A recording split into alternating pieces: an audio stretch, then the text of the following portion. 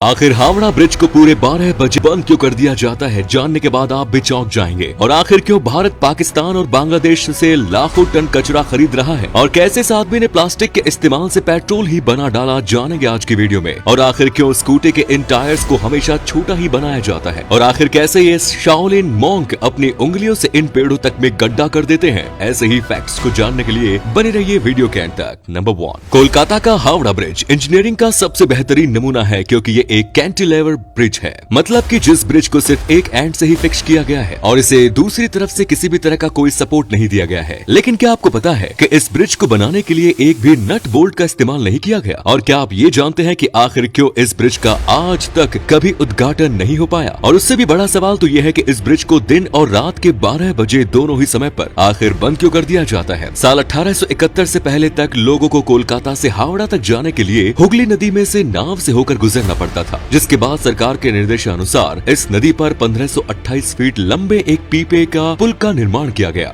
बड़े बड़े पीपों को लगाकर बनाए गए इस पुल में 22 लाख रुपए का खर्च आया। लेकिन फिर जब यहाँ हावड़ा स्टेशन बना तो यहाँ पर लोगों की भीड़ भी बहुत ज्यादा बढ़ने लगी, जिसके बाद यहाँ की सरकार ने इस जगह पर एक फ्लोटिंग यानी तैरता हुआ ब्रिज बनाने का फैसला किया। लेकिन उसी समय पहले विश्व युद्ध की भी शुरुआत हो गई, जिसके चलते ये काम भी बीच में ही रोकना पड़ा। और फिर 1992 में BBJ नाम के एक कंपनी ने इस जगह पर काफी मजबूत और टिकाऊ ब्रिज बनाने का फैसला किया, जिसके लिए उन्होंने 26,500 टन स्टील का इस्तेमाल किया। उस समय में इतने स्टील को इकट्ठा करना कोई छोटी बात नहीं थी। उस समय अंग्रेजों ने उनके सामने एक बड़ी शर्त भी रखी कि इस ब्रिज को बनाने के लिए इसके नीचे कोई भी पिलर नहीं होना चाहिए, ताकि बड़े से बड़ा जहाज भी इस ब्रिज के नीचे से आसानी से निकल सके। यही वजह है कि उन्होंने यहाँ पर एक कैंटिलेवर ब्रिज को बनाकर तैयार किया। और हैरानी की बात तो ये है कि उस समय में इस ब्रिज को बिना किसी नट बोल्ट के ही बनाकर तैयार कर दिया गया। लेकिन उस समय के सबसे बड़े कारनामे को अंजाम देने के बाद भी इस ब्रिज का आज तक भी कभी उद्घाटन नहीं हो पाया, क्योंकि इस ब्रिज के बनते ही वर्ल्ड वॉर 2 की शुरुआत हो चुकी थी, जिसके चलते इस ब्रिज को बिना उद्घाटन के काम पर ही लगा दिया गया। उस समय जापान ने इस ब्रिज को बमबारी से उड़ाने की कोशिश की, लेकिन वो इसमें नाकाम रहे। ये ब्रिज इतना मजबूत है कि आज भी रोजाना इस पर से करीब 1 लाख से भी ज्यादा गाड़ियां होकर गुजरती हैं। लेकिन इस ब्रिज को हर रोज दोपहर और रात के पूरे 12 बजे बंद कर दिया जाता है, जिसके पीछे का कारण ये है कि इसे बनाने वाले इंजीनियरों ने ये दावा किया कि ये पुल किसी भी दिन 12 बजे गिर जाएगा। लेकिन उन्होंने ये नहीं बताया कि इसके गिरने का समय वो रात में होगा या दिन में। बस इसी के चलते इसे इन दोनों ही समय पर बंद कर दिया जाता है। और हाल ही में किए गए एक निरीक्षण से ये पता चलता है कि पॉल्यूशन और मौसम की मार की वजह से ये ब्रिज काफी तेजी से कमजोर होता जा रहा है। इसको संभाल कर रखने वाले ये पिलर आकार में आधे रह चुके हैं। अब देखना यह है कि यहाँ पर ये कब तक टिके रहता है। नंबर 2, बहुत कम ही लोग ये बात जानते हैं कि भारत हर साल पाकिस्तान और बांग्लादेश से करीब 1.5 लाख मैट्रिक टन कचरे को खरीदता है। लेकिन आखिर ऐसा क्यों? आखिर किसी और देश का कचरा भारत के किस काम का? दरअसल पाकिस्तान और बांग्लादेश जैसे कई देशों के पास इस कचरे को रिसाइकल कर उसे दोबारा से इस्तेमाल करने लायक बनाने के लिए कोई भी खास किफायती इक्विपमेंट्स नहीं है, जिसके चलते उनके लिए इस कचरे को संभाल पाना काफी महंगा पड़ता है। और ये कचरा वहाँ पर पड़े पड़े सड़ता है और गंदगी मचाता है। इसी वजह से वो इस कचरे को भारत जैसे दूसरे देशों को एक्सपोर्ट कर देते हैं। लेकिन अब सवाल ये है कि फिर भारत इस कचरे को इम्पोर्ट कर उसका आखिर करता क्या है? तो आपकी जानकारी के लिए बता दूं कि भारत के पास ऐसे कई बड़े इक्विपमेंट्स मौजूद हैं जो इस प्लास्टिक वेस्ट को रिसाइकल कर कई तरह की बोतल, पेपर और यहाँ तक कि सड़कों को भी बनाने का काम करते हैं। आपको शायद इस बात की जानकारी ना हो कि भारत अभी तक इस वेस्ट कचरे का इस्तेमाल कर 10,000 किलोमीटर से भी ज्यादा लंबी सड़क का निर्माण कर चुका है। नंबर 3, यहाँ पर्यावरण को बचाने के लिए हम आज कचरे का इस्तेमाल कर सड़कों का निर्माण कर रहे हैं। वहीं इसी बीच हैदराबाद में रहने वाले 45 वर्ष के सतीश कुमार ने एक ऐसा कारनामा कर दिखाया है जिसकी कोई कल्पना भी नहीं कर सकता। इन्होंने तो वेस्ट प्लास्टिक का इस्तेमाल कर पेट्रोल को ही बनाकर तैयार कर दिया, जिसका इस्तेमाल कर आप अपनी गाड़ियाँ और मोटरसाइकिल को भी दौड़ा सकते हैं। उन्होंने इस पेट्रोल को प्लास्टिक पायरोलिसिस नाम दिया है। इनका दावा है कि ये हर रोज करीब 200 किलो प्लास्टिक से 200 लीटर पेट्रोल बनाकर तैयार कर लेते हैं। जहां पेट्रोल की कीमतों में रोजाना बड़ी मात्रा में उछाल आ रहा है, वहीं सतीश ने अपने इस पेट्रोल का दाम ₹40 प्रति लीटर रखा है। नंबर 4, दोस्तों आपके भी मन में कभी न कभी ये सवाल तो जरूर आया ही होगा कि आखिर स्कूटी के इन टायर्स को बाइक्स के टायर मुकाबले में छोटा क्यों बनाया जाता है। तो आपको बता दो कि स्कूटी का निर्माण एक पूरी फैमिली की जरूरतों को मद्देनजर रखते हुए किया गया है। इसमें मौजूद ये बूट पैर रखने के काम तो आता ही है, लेकिन साथ ही ये भरी सामान जैसे कि सिलेंडर और घर का जरूरी राशन रखने के लिए भी इस्तेमाल में लाया जाता है, जिसकी वजह से इस बूट स्पेस में भारी सामान को आसानी से रखने के लिए इसकी ऊंचाई को जमीन से थोड़ा ऊपर ही रखा जाता है। साथ ही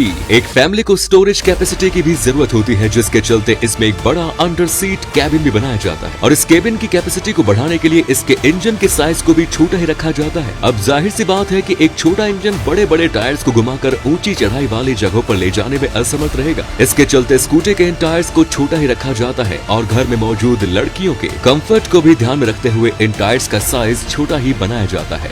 नंबर 5, अभी तक आपने आर्मी के जवानों को दी जाने वाली टफ ट्रेनिंग को तो देखा ही होगा, लेकिन क्या आपने कभी एक शाओलिन मॉन्क को दी जाने वाली ट्रेनिंग को देखा है? एक शाओलिन मॉन्क के हाथों और उसकी उंगलियों को लोहे जैसा मजबूत होना बहुत जरूरी होता है, जिसके लिए उन्हें आयरन फिंगर ट्रेनिंग दी जाती है, जिसके लिए उन्हें अपने हाथों और उंगलियों को कुछ इस तरह से लोहे के इन ड्रम के बीच में से गुजारना पड़ता है और दीवारों जैसे हार्ड सरफेस पर अपनी उंगलियों को कुछ इस तरह से मारना पड़ता है। आप ये जानकर काफी हैरान हो जाएंगे कि ऐसा करने से उनकी उंगलियां इतनी ज्यादा स्ट्रॉन्ग हो जाती है कि ये बहुत ही आसानी से एक पेड़ के तने तक में गड्ढा कर देते हैं। तो उम्मीद है ये वीडियो पसंद आई होगी। अगर आए तो इसे अपने दोस्तों के साथ शेयर करना ना भूलें। धन्यवाद।